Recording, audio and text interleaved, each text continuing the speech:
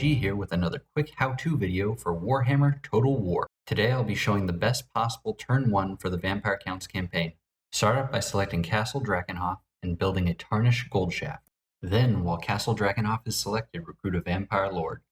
Now, select the Vampire Lord you just recruited and use the Raise Dead function to raise a Skeleton Spearman. Finally, use the Recruit Units button to recruit 3 Skeleton Warriors for your new Vampire Lord. Now, select your starting Legendary Lord and use the Raise Dead feature to raise the 2 zombies and the Skeleton Warrior. Now, have your Legendary Lord attack the trespassing Tempelhof army. You're going to want to fight this battle manually to ensure as many troops as possible survive.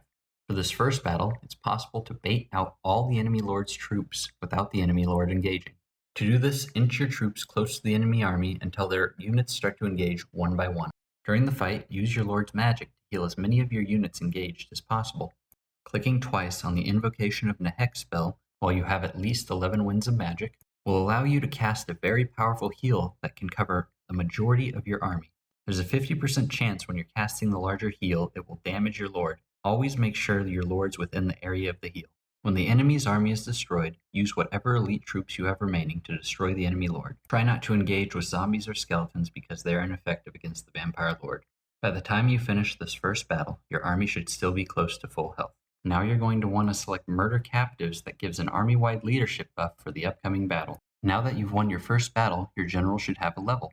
You need to spend this level on the blue, the Restless Dead ability, so your general can reach his true objective. Next, order your lord to move just over the Western Sylvania border, click the Raise Dead function, and raise all available undead units. You now have an army large enough to take down the remainder of Tempelhof.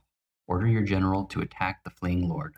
Castle Tempelhof's garrison, along with their lord, will be pulled into combat, allowing you to wipe them all out.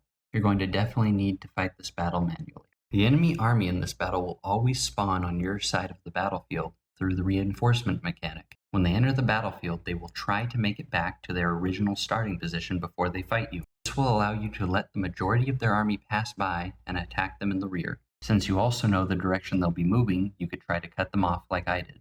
Using the group feature with Ctrl-G will allow you to lock the position of a large number of units into formation. This will allow for easy repositioning of your entire army as you move it across the battlefield.